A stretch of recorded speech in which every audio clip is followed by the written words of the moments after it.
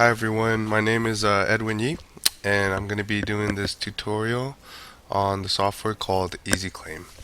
EZClaim is basically a tool used by medical offices or facilities.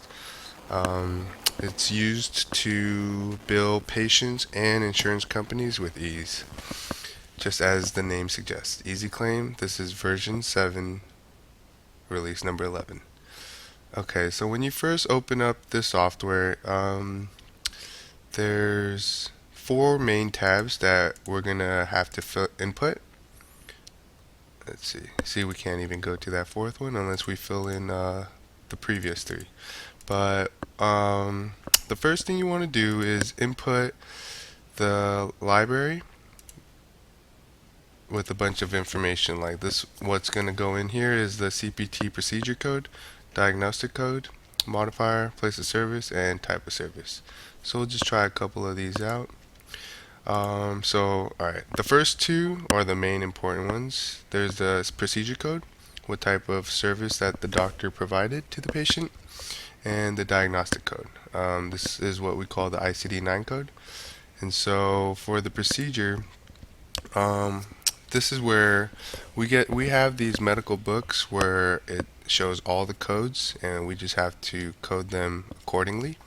So this will just be a random one because most of the codes that we use are already in the system.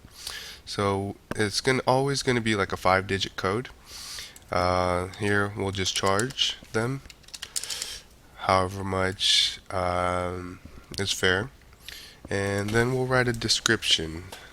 Let's say this will be a test.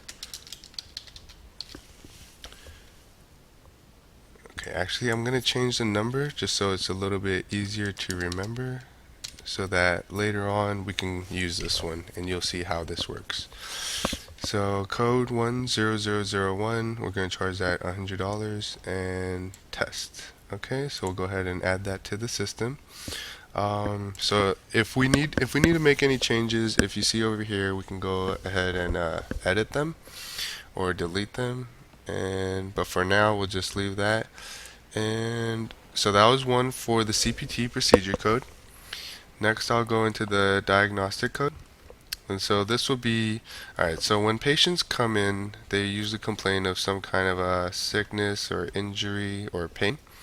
And this is where we input the diagnostic code.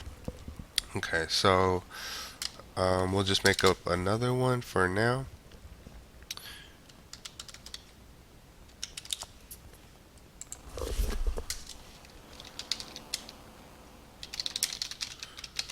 Alright, go ahead, 1001. So pain from studying, remember that, guys. Add that in, and all these other ones we don't really need to put anything in. Okay, so we've got those libraries filled in. So next what we'll do is, we'll go with the first tab, input all the patient's information. Just fill this out really quickly.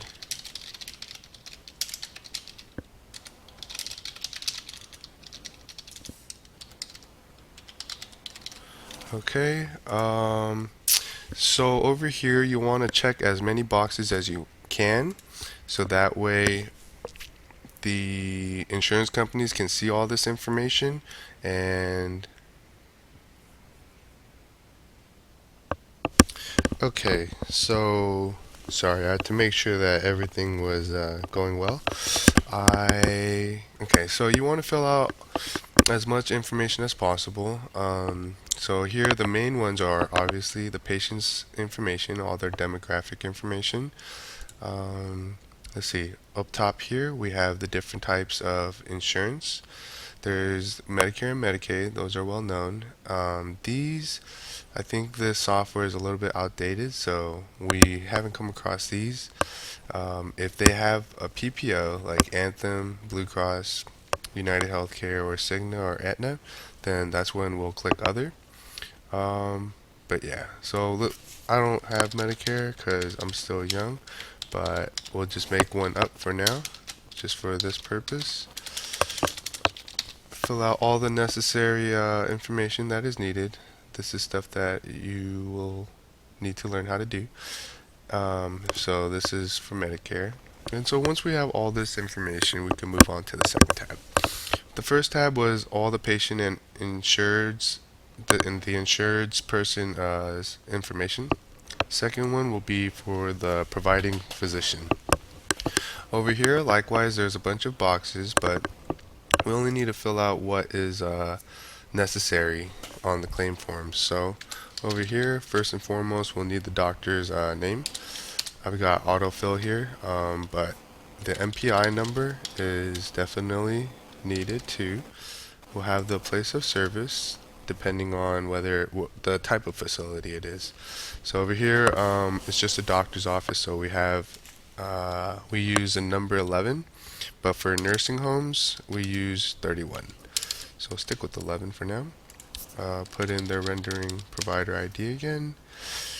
We'll give them an account number just so it's easier for us to look in the system if we need to. And okay, so over here is the facility name where the patient was seen at. Again, we have the autofill here, but basically it's the name of the doctor, the address, and their NPI number. Over here, it's already filled out because this will always be constant. This is the billing facility where the claims are sent out from. These two can differ at times, but for the most part, well, the doctor, depending on how many facilities he goes to, this will change, but the billing facility is usually always the same. Okay, so we already have all this information, or the information that we need to fill out. That's all done. So we'll move on to the third tab. Okay, so this would be where the payer's information goes. So that could be the address of the insurance. They all have specific addresses where they want this claims to be sent. So over here, one thing I probably should have mentioned was if we go to payer library, like when you first open up the software, you're not going to have all this information. So this is where you're going to want to put it in, the payer library. Let's see. Put that in. Fill it out as best as you can. Okay, so we'll add that. Okay, so going back to that, once we have the second tab filled out, we'll go to the third. Click to select the address where it's going to go. You just type it in, double click it, and bam. So this third tab is fairly easy. All that's going in is the payer's address. So the fourth page is where all the every information is important, but this is why the patient came to see the doctor. So over here, it'll show a 3-month span, which we could just click anywhere. This will be the date of service that the patient was seen, and so I'll just put today's date for now. Okay, so over here, remember how we went and input a couple, or actually just one code into the library? So there are 4 slots over here, meaning 4 diagnoses. There could be 4 reasons why the patient came to see the doctor. Alright, so we'll go to the first one. It goes by numbers in this case. Like if they came for like pain in the elbow or hypertension, high blood pressure, you wouldn't type in high blood pressure over here because that's just not how to do it. So okay, so we go into the code library, type in. I mean, there's a bunch of them here, but we'll find the one that we put in.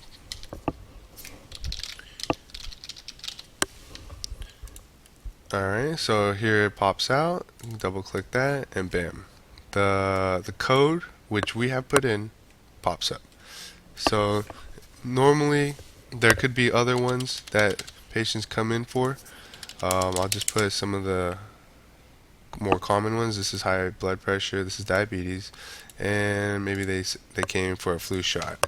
And so it's always good to refer to this code library so that every detail is important. If something is off, like if the period were to go here, then it would get denied. If it was missing a number, then it would get denied. Alright, so we've got the date of service, we've got the diagnosis codes. Next, we have the procedure code. This is the type of service that the doctor provided for the patient. Um, so let's see, same concept. We go into the library, which we put all our stuff. What did we use? I remember the code, but I forget what exactly it was. Okay, here we go, test. So let's say we were to start that from scratch. If we know the type of service, then we'll just put that in. We'll search it, and then I guess I should have been more specific because, yeah, only one of these should pop up. But obviously, this is the one that we put in. So we'll just double click that. And what happens, see, the reason why this makes it, this software, it makes it a lot easier for you is because once you already go ahead and put in all the information in the beginning, stuff like this will already be put in. So we have the procedure code, and we don't always have to try to remember like how much we charge for that specific procedure. So once we put that in, we get the charge automatically, and then the rendering provider ID follows. So let's see. For the diagnosis code, the line number, this is asking for how many diagnoses that the patient came in for. Say, for example, if there was just 2, then we'll just say there are 2 lines. We got 1 and 2. Okay. So we've got all that information completed. Then, alright, so there's a special form that we print on. It's called the CMS 1500 form. And basically, man, it's going to be, yeah, I can't even show you that one. But, okay, so you have all the information filled out. See here we used our school as an example. Okay, so patients can see the doctor like once a month, twice a month, maybe even a couple days after they first saw them. So if that is the case, then we'll just go ahead and repeat the process. The first date of service was for December 3rd. Let's just go ahead and use December 5th as the next one. Try this again. Code library. I'm just gonna go with some. Let's see. We'll go with the degenerative knee. So we input what we're looking for, so that we don't have to remember the codes. Double click that. Go with diabetes. Alright, so there's type 1, type 2. Select which one is appropriate for that patient, and go to the procedure code, where we will do, let's say, this will just be for like a regular office visit. Okay, and so you see here there's different types of office visits, so that you want to be as descriptive as possible, and the codes are different as well, and as you can see the charges are different as well. So if this is just a normal office visit, we'll just go with 99214. This will be for the initial office visit. This will be if maybe they just came in to fill a prescription, then we wouldn't charge them as much or charge the insurance company as much. So we'll go ahead and do that. We have 2 diagnoses for this line, and then we'll print. So another feature that the software has is that we can also bill from the software to the patients as well. And so when we bill patients, we don't really need to use the CMS 1500 form. We could just insert a blank piece of white paper. Okay, part 2 will be coming up pretty soon. Okay, so let's see. I think we left off at where the patients will receive the bill. Oh, when we send the claims to the patients. Okay, so here next to the print 1500 button, we click reports. We Normally, I mean, there's different types of forms that we can send to the patient. Normally, we like to do just a statement with diagnosis. We keep it pretty simple, but you know, you can always play around with the um, different formats. But okay, so just to give you an idea of what it's going to look like for the patient. Let's see, give it some time to load.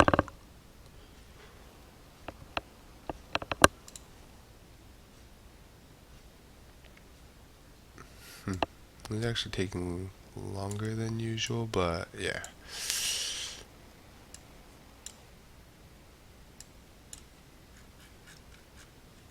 Okay, we'll get back to that. That just reminded me, so I can actually show you what it looks like for the 1500 form. I guess all we have to do is just do the print preview. And so if you could see here, all the information is here, and it looks like the it looks like just a blank sheet of paper with all the information, but this is where the CMS 1500 form comes in handy. It basically is just a pre-printed form, and after using the software, all this information will be in the correct spots and boxes. So here we have the claim address where we're going to send it to the insurance. Here's the patient's information. This X right here is where we checked the type of insurance, and if you remember, we used Medicare as an example. Then we have the doctor's information right here is his name, NPI number. Here would be the diagnosis. Over here is the date of service. Here's the procedure code. How many diagnoses the patient came in for, and the charge right here, and the NPI number again. And lastly, here's the tax ID number for the doctor. Here is this the facility or the place of service that the patient was seen at, and here is the billing facility. Okay, so let's take a look at the reports so that we can see what the bills sent to patients look like.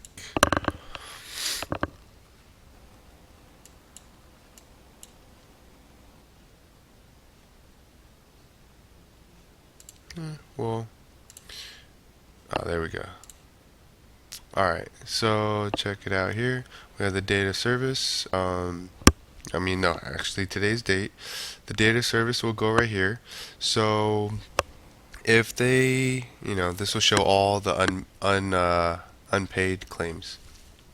This will show the charge for that date, the type of service, their copay, if they had any, and their running balance, which will be totaled up at the bottom. Alright, that about does it, I believe. Okay, that's it. Thank you.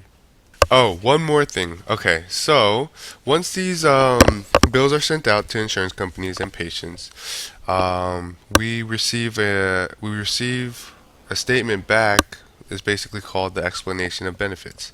Now, what that is basically they acknowledge that they received the claim, and they give us they pay the doctor money, or it gets denied. In the case that it gets denied, we just have to go through this process again, see what went wrong, and send it back out.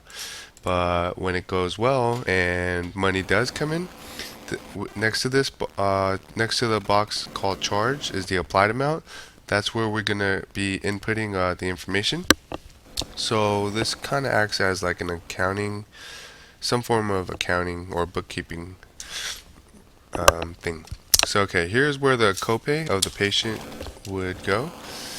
We have normally it's about $20 to $30, or it could be more, it could be less. The date that the payment was received, and this is where the insurance money would be inputted. Here we would also put the date too. Oops.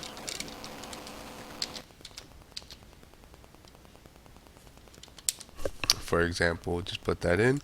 And so here it actually totals up the amount that was given and what the remaining balance is. Let's see, I may have put too high of a number. So with their copay and the money that the insurance paid, that still leaves a $12 balance, which in most cases we just write off. The patient paid off what they needed to, insurance paid what they needed to, and so that $12 we're just gonna waive that. So we go ahead and close it. And so just to give you an idea of what this will look like, let's say, so the patient had two visits to the doctor. It was paid for the first one. Second one was, let's say, it's pending or it did not get paid for whatever reason. So we would have to bill the patient for that second day. Let's go ahead and preview that one again.